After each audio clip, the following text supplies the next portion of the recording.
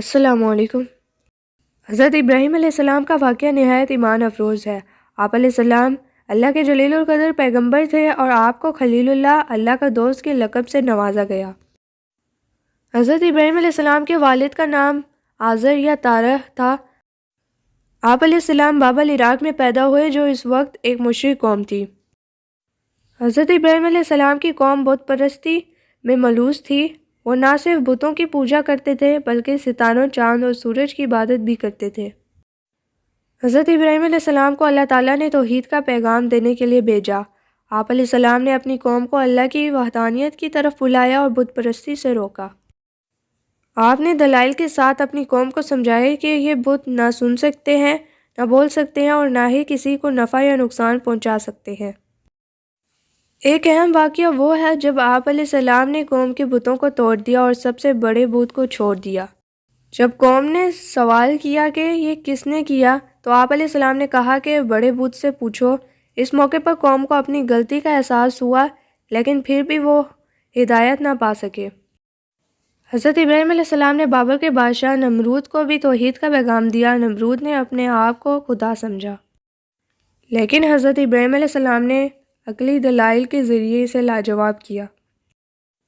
حضرت ابراہیم علیہ السلام کو ان کی دعوت حق کی وجہ سے ایک بڑی آزمائش کا سامنا کرنا پڑا۔ نمرود نے آپ علیہ السلام کو آگ میں ڈالنے کا حکم دیا لیکن اللہ تعالیٰ نے آگ کو حکم دیا، اے آگ ٹھنڈی ہو جا اور حضرت ابراہیم علیہ السلام کے لیے سلامتی والی بن جا۔ اللہ کے حکم سے آگ حضرت ابراہیم علیہ السلام کے لیے گلزار بن گئی۔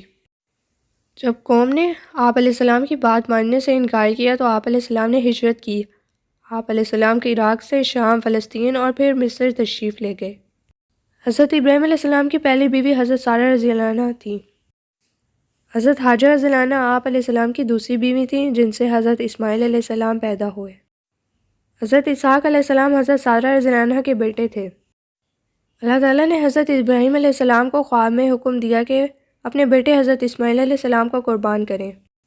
آپ علیہ السلام نے اللہ تعالیٰ کے حکم کی تعمیل کی لیکن اللہ تعالیٰ نے حضرت اسماعیل علیہ السلام کو بچا لیا اور ان کی جگہ ایک دمبا قربان کروا دیا۔ یہ واقعہ قربانی کی سنت کا آغاز ہے جو آج تک زندہ ہے۔ حضرت ابراہیم علیہ السلام نے اپنے بیٹے حضرت اسماعیل علیہ السلام کے ساتھ مل کر خانہ کعبہ کی تعمیر کی اور اللہ تعالیٰ سے دعا کی، اے ہمارے رب ہم سے یہ خدمت قبول فرما، بے شک تو ہی سننے والا اور جاننے والا ہے۔ حضرت اسحاق علیہ السلام حضرت ابراہیم علیہ السلام اور حضرت سارہ رضی اللہ عنہ کے بیٹے تھے۔ حضرت اسحاق علیہ السلام حضرت اسماعیل علیہ السلام کے سوتیلے بھائی تھے کیونکہ حضرت اسماعیل علیہ السلام حضرت حاجر رضی اللہ عنہ کے بیٹے تھے۔ حضرت اسحاق علیہ السلام کی ولادت اللہ تعالیٰ کا ایک معجزہ تھی۔ حضرت سارہ رضی اللہ عنہ عمر رسیدہ اور بانجھ تھیں لیکن اللہ تعالیٰ نے ان کو بڑھاپے میں اولاد کی خوشخبری دی۔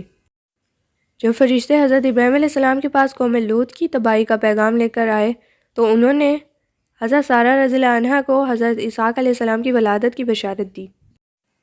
ہم نے انہیں حضرت اسحاق علیہ السلام کی بشارت دی اور حضرت اسحاق علیہ السلام کے بعد حضرت یعقوب علیہ السلام کی۔ حضرت ابراہیم علیہ السلام کی وفات تقریباً 175 سال کی عمر میں فلسطین میں ہوئی اور آپ علیہ السلام کو وہیں دفن کیا گیا۔